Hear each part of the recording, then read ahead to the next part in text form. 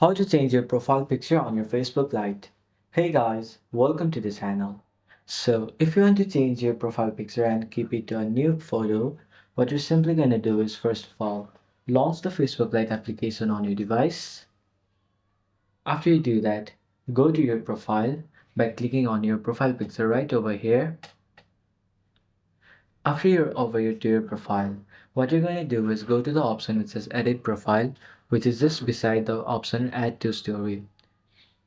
After that, it'll take you to this page where you can see your profile picture, cover photo, avatar, bio, intro, and features. Now, in order to change your profile picture, in the top, you can see the option profile picture. Just click on edit.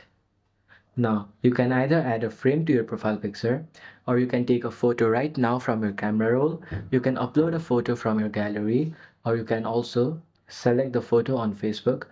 Now, go to the option take photo or upload photo, whatever you want to do.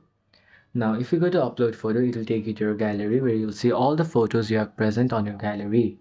Over here, select the photo you want to keep as a profile picture. Now, there are also various options over here like this, and many more.